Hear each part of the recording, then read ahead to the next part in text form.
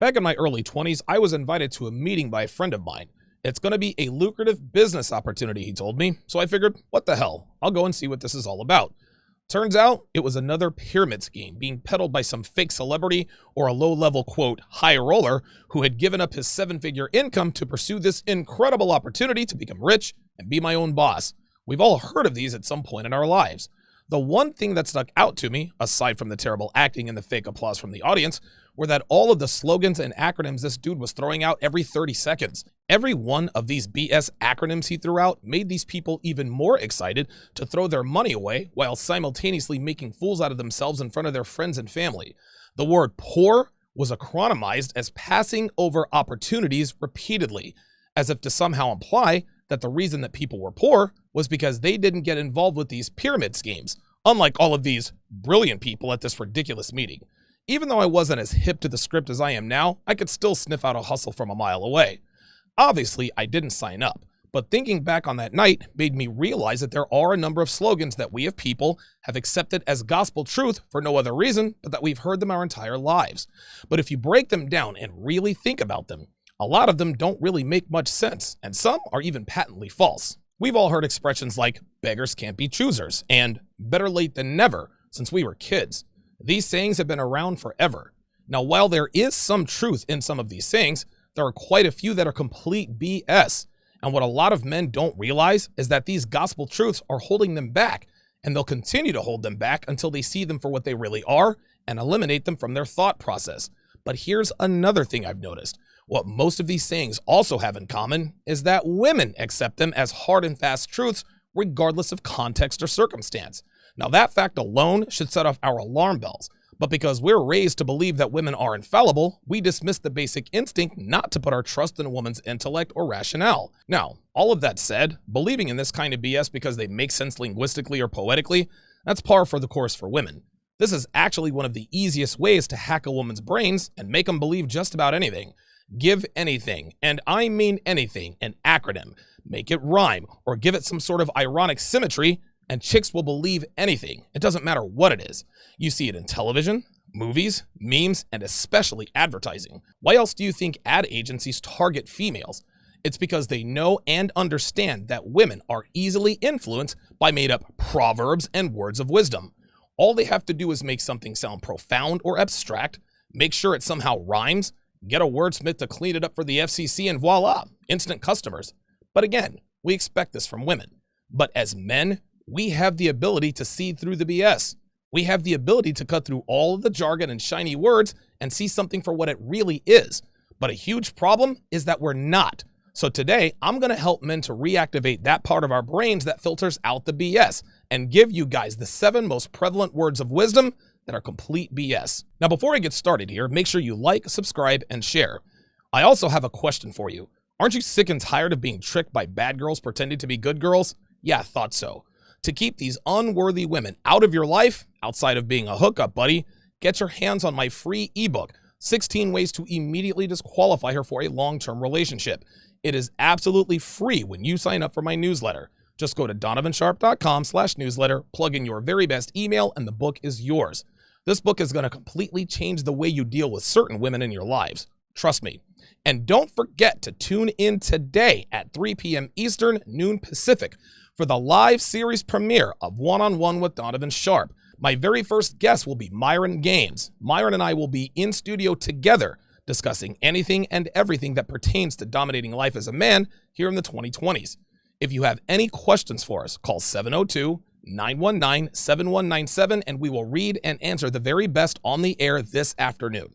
Okay, let's get started here. 7 BS proverbs that men should stop believing. Number 1, karma.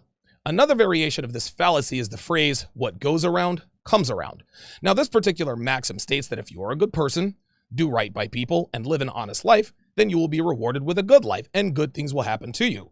On the other side of the karma coin, if you are a bad person and do bad things, you'll live a terrible life, and bad things will happen to you. The reason this proverb is patently and undoubtedly false as hell is because we see proof of quite literally the opposite every day. There are many, many people who do good things who continually get crapped on by life. No matter how much good they do, no matter how many people they help, life continues to kick them square in the you-know-whats. Yet, we see almost as many people getting rewarded for doing bad things on the regular. That gave birth to the phrase, no good deed goes unpunished. We've all heard that, right? Well, if what goes around really did come back around, if there really was such a thing as a cosmic force that keeps everything in balance, that rights all wrongs, then why do good deeds get punished? Think about that for a minute. Now, there is no greater example that shines a light on the erroneousness of the concept of karma than the state of today's dating market. We as men are told that the better we treat women, the better they treat us. If we are loyal to them, then they will be loyal to us. If we treat them like queens, then they will treat us like kings. If you have had even a modicum of experience with women at all, then you know there is no such thing as karma. In fact, it's quite the opposite, because most women respond more favorably to poor treatment from men. Unappreciative, disrespectful, and sometimes even abusive men enjoy more success and more loyalty from women than men who are respectful, accommodating, gentlemanly, and attentive. The what goes around comes around trope is also a statement people cling to in order to cope with a wrong that has been done to them. If a girl cheats on a guy, he'll keep repeating what goes around comes around over and over again in his mind to make him feel better about the fact that his ex is getting pounded out by somebody else. Women also use karma as an excuse for bad behavior. They'll go sleep with their boyfriend's best friend and chalk it up to karma because he was so rude to me the other night, so he totally deserved it. Now, some guys might ask, well, what about O.J. Simpson? He got away with murder but then went to jail for a decade. Wrong. O.J. went to jail because he trusted the wrong people and allowed these people to lead him into an obvious trap. Had he exercised better judgment, he would have spent those 9 years in Vegas up to his eyeballs in women and nose candy instead of cleaning prison toilets in Lovelock, Nevada. Don't get me wrong, guys. I am a firm believer that for every sequence, there is a consequence. If you drive drunk enough times, you'll eventually get caught. If you work hard at your craft, you will get better. But the difference between that and karma is that these are things you have direct control over. But if you screw someone over or get screwed over, whatever happens after that has little to do with what you did or what got done to you. Bleep happens. People get away with murder and other terrible things, and people suffer terrible things when they've done mostly good in their lives, and that's all there is to it. Men who believe in karma are simply weak-minded, lazy cowards. They'd rather let the universe handle things because they're too scared to handle it on their own by taking control of their lives. Number 2, if you don't stand for something, you will fall for anything. This is a big one in the black community. Nobody really knows where this started or what it means, but my guess is that someone said it during a conversation, and because it makes sense in an inverse poetic way, it stuck. Here are the facts. There are people out there who don't really stand for much of anything. They are selfish people who are only in it for themselves and are always asking, what's in it for me when surveying any particular situation?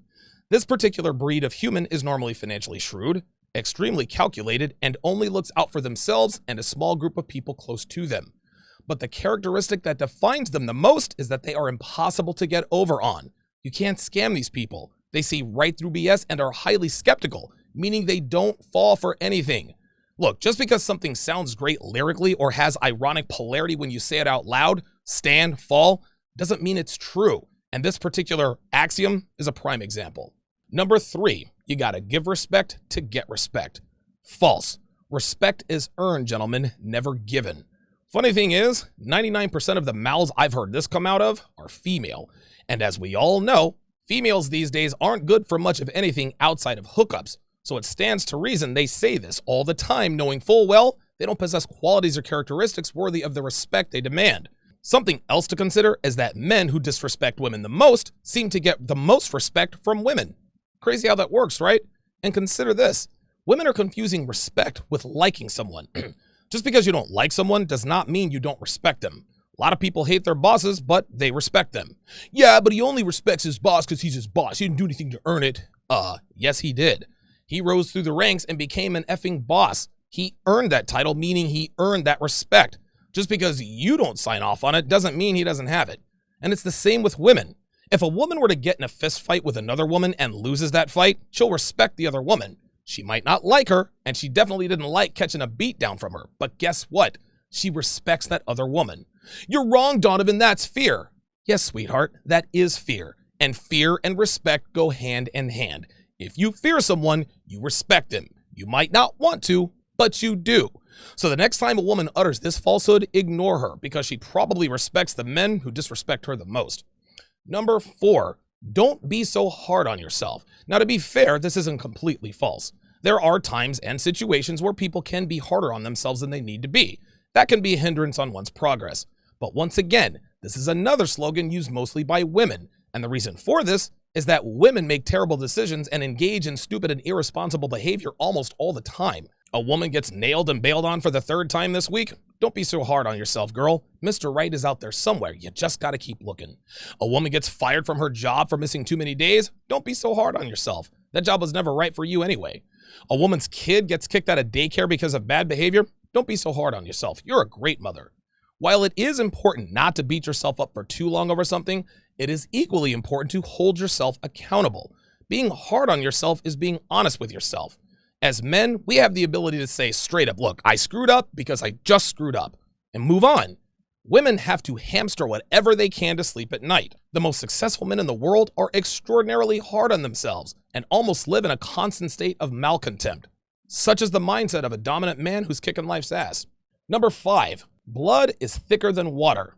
This is another big one in the black community. Blood is thicker than water means simply that you should always put family first because they are your blood.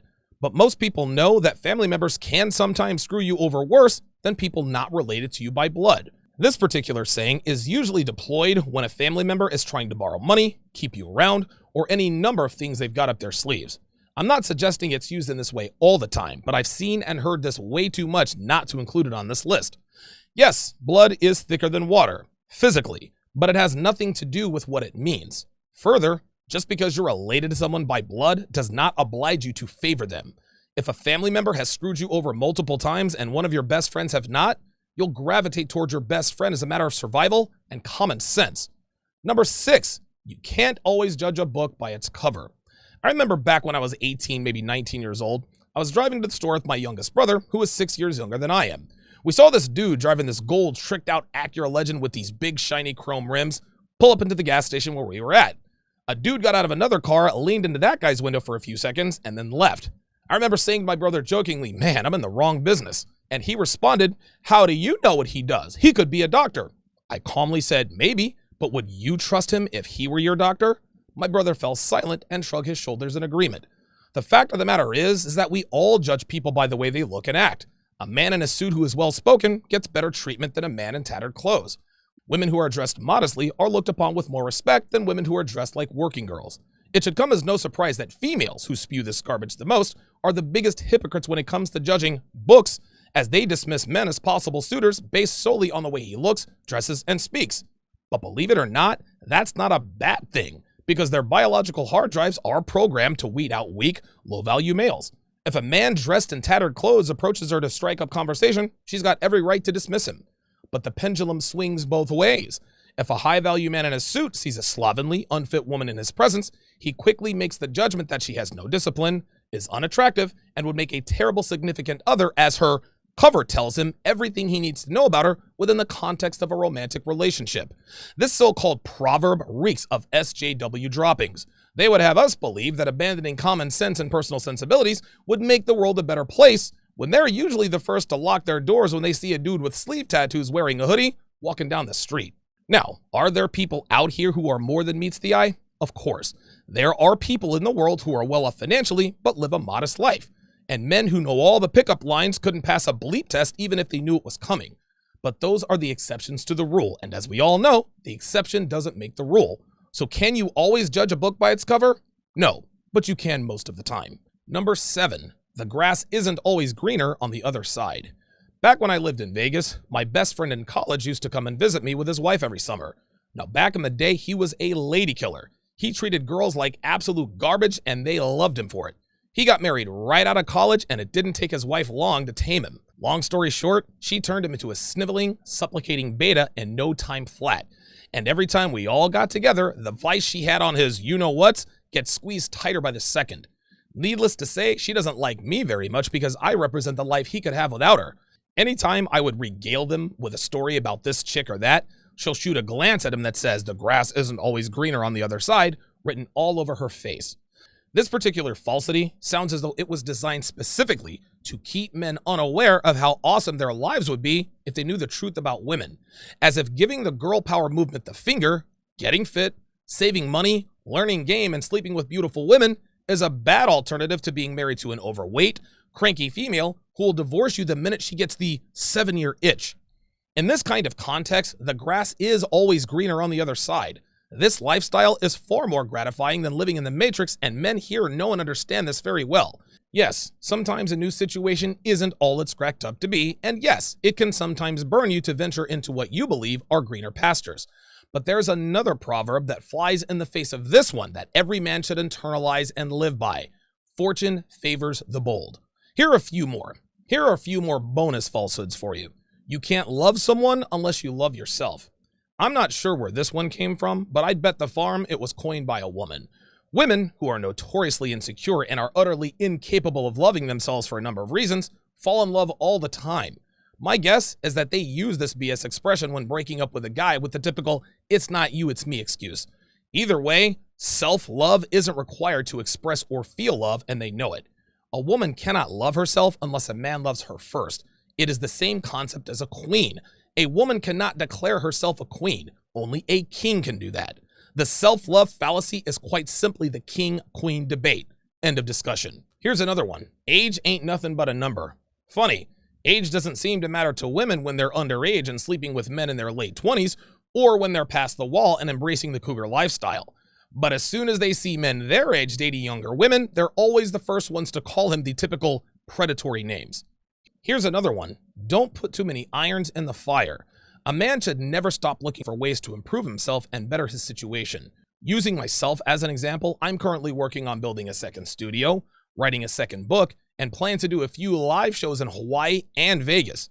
Don't get me wrong, a man does need to take time to rest and recharge his batteries. But so long he masters the art of time management and take advantage of the downtime, he can have as many irons in the fires as he wants. Here's one more. The squeaky wheel gets the grease. Another falsehood used by women when complaining about what they're not getting. Rather than go about getting his attention the right way by losing weight, being kind, acting feminine, and taking pride in her personal appearance, women are taught that moaning and groaning and complaining all the time is the best way to get what they want from us. They'd rather gripe about the promotion they didn't get instead of working hard and earning it. Now, like I said at the top of this video, there are plenty of proverbs out there that do make sense. Never bite off more than you can chew. Think before you speak. Both of those come to mind. But it would behoove men to stop and take a look at the slogans and mantras we've been privy to our entire lives and break them down and decide for ourselves if there's any truth to them. Just because it's clever, poetic, or has a fancy acronym doesn't make it true. A man should never believe everything he hears or sees. Leave that to females. It's also important to keep in mind that there are shards of truth embedded in some of these conjectures, albeit very minimal. But we should be keenly aware that most conventional wisdom that comes from a culture steeped in the girl power movement is going to be extremely damaging to men, just like the ridiculous happy wife, happy life BS. Next time you hear one of these so-called words of wisdom, take a moment and really think about what it says and decide for yourself whether or not it benefits you as a man. If you do this enough, you'll see that most of them probably don't. If you'd like access to more exclusive content, go to patreon.com/Donovan Sharpe. The link is in the description.